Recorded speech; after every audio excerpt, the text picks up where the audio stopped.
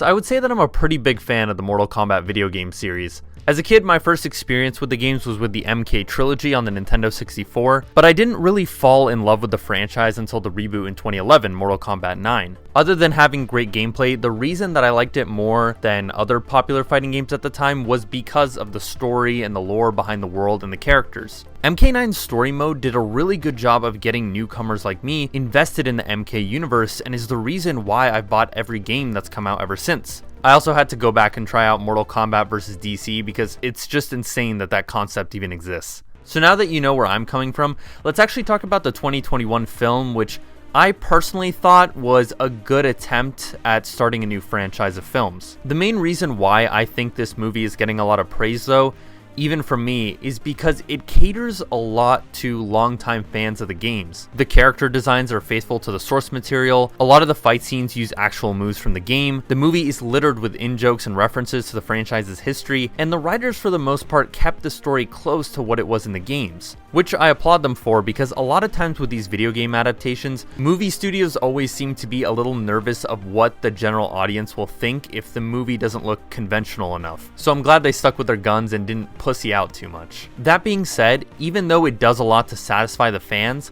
I don't think it does enough to succeed in getting newcomers to feel invested in the series. It feels like the movie tries to inject as many references and characters as possible to get fans on its side, but doesn't do anything in the script to make those moments hit the same for general audiences. Like when Kung Lao shows up for the first time, there's this big swell of epic music, which to someone like me makes sense because he's a classic MK character, but to the average viewer, it's just some dude with a big hat that came out of nowhere. It sucks because in the games, a lot of these characters already have substantial amounts of backstory that make them interesting, but there are so many of them in this movie that a lot of them don't get the screen time or development they deserve. Characters like Raiko and Melina literally just walk into the movie and are just generic henchmen to the main villain.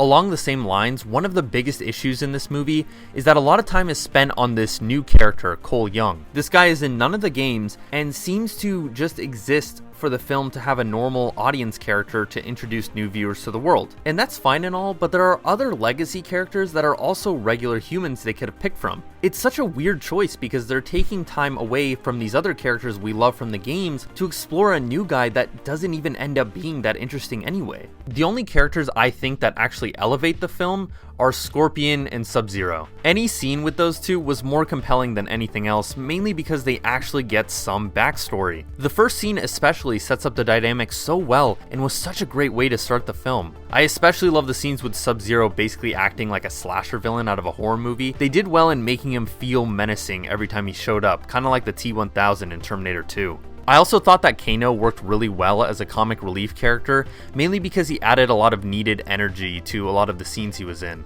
So yeah, in the end, I'm kind of conflicted on how to recommend this movie, because as a fan, I enjoyed watching it and I want to see a sequel. I think this movie gets a lot of things right as an adaptation, and that if they just spend more time developing the characters, this franchise could actually be great. But for people who don't have any prior knowledge on the games, I understand why you would think this movie is kind of shitty, mainly because it relies a lot on nostalgia. Video game adaptations still seem to be in a place where movie studios don't totally take them seriously, and in the case of this movie, they probably tried to add in as many characters and references as possible so that people would at least go to see it, not thinking about how it would actually affect the quality of the film. And because of that, we're left with a movie that tends to be a lot of style over substance. I'm gonna give Mortal Kombat a 6.5 out of 10, subscribe and like if you enjoyed this video, and comment down below what you thought of the movie and if you were a fan of the games before watching it, because I'm curious to see how that affects people's opinions. Thanks for watching and see you guys in the next one.